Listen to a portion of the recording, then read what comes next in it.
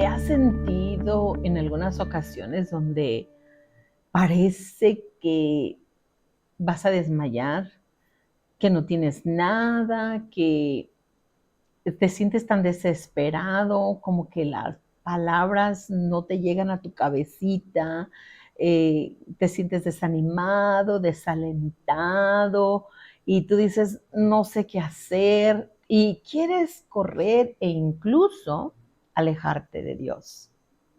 Y en esas decisiones es donde nosotros tenemos que ser bien inteligentes, donde debemos de poner y pensar, poner en práctica la palabra de Dios y pensar qué es lo que Dios haría por nosotros.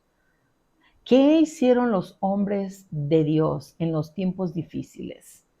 Y leyendo el Salmo 119, verso 41 al 48, vemos la historia de David, que hemos estado hablando de esos tiempos bajos que él tenía. Así que vamos a estar leyendo y meditando en 8 versículos. Esos 8 versículos nada más para poder meditar un poquito porque es muchísimo. Pero vamos a mirar aquí qué es lo que nos dice este salmo. Así que les doy la bienvenida a nuestra lectura y meditación en la palabra de Dios. Y dice de esta manera, lo voy a leer en la versión Nueva Traducción Viviente. Dice, entonces podré responder a los que se burlan de mí. Perdón, me brinqué un versículo. Vamos para atrás. Señor, concédeme tu amor inagotable, la salvación que me prometiste. Entonces podré responder a los que se burlan de mí, porque confío en tu palabra. No arrebates de mí tu palabra de verdad, pues tus ordenanzas son mi única esperanza. Seguiré obedeciendo tus enseñanzas por siempre y para siempre. Caminaré en libertad porque me he dedicado a tus mandamientos. A los reyes les hablaré de tu ley y no me avergonzaré. Cuánto me deleito en tus mandatos, cómo los amo. Honro y amo tus mandatos, en tus decretos medito. Y la verdad, esta palabra es como, ¿en verdad haces eso? O sea, en tiempos de dificultades, en tiempos difíciles, ¿haces eso? Pero en el versículo 41 dice algo bien importante. Dice, Señor, concédeme tu amor inagotable, la salvación que me prometiste. Nosotros hoy en día podemos leer las escrituras y saber, ay, David, pues eso Dios no los ha dado desde un principio. Sí, pero en aquel entonces, en el tiempo de David, había la promesa del amor inagotable, había la promesa de la salvación, había la promesa de que Dios iba a estar ahí. Hoy en día sabemos que Jesús murió ya y resucitó, que el amor inagotable, o que quiere decir la misericordia de Dios, ahora se mueve y lo vemos porque Jesús pagó el precio de nuestra salvación, pagó el precio de nuestras debilidades, pagó el precio ¿cómo se dice? Del desánimo, del desaliento, del estrés, de todas estas cosas que hoy nos están pasando. Entonces David decía, concédeme, concédeme. Quiero ver este mismo capítulo, pero desde el mensaje de Dios para todo, el mensaje de Dios para mí. Fíjense lo que dice. En esta versión dice, cólmame, Señor, de tu amor. Cólmame, cólmame. Lo veo de esta manera. Lléname, inúndame, satúrame, cúbreme, tápame, empápame de tu amor. Lléname completamente de tu amor. Y luego dice, sálvame según tu promesa. O sea que David conocía la promesa de Dios. ¿Y por qué lo iba a conocer? No en balde. Si él se deleitaba en su palabra. Y luego dice, podré así replicar al que me humilla, pues yo confío en tu palabra. A ver, podré así replicar al que me humilla, pues yo confío en tu palabra. Ese versículo 42, que lo vemos en la versión Nueva Traducción Viviente, dice, entonces podré responder a los que se burlan de mí. Quiere decir, o lo que estoy entendiendo, es que era un tiempo donde se levantaron muchas habladurías, muchas palabras, muchos ataques verbales en palabras, muchas burlas. A nosotros no nos pasa eso, pero había burlas.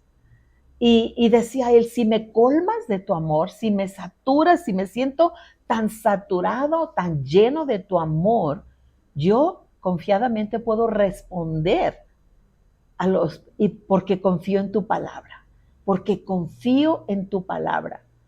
Pero cuando nosotros estamos medios vacíos o vacíos, menos que más, vacíos de la palabra de Dios, vacíos del conocimiento de Dios, vacío del entendimiento de Dios, o cuando no nos acercamos a Él, no nos sentimos tan saturados, entonces tenemos este problema porque no estamos saturados y no sabemos si el amor de Dios está ahí.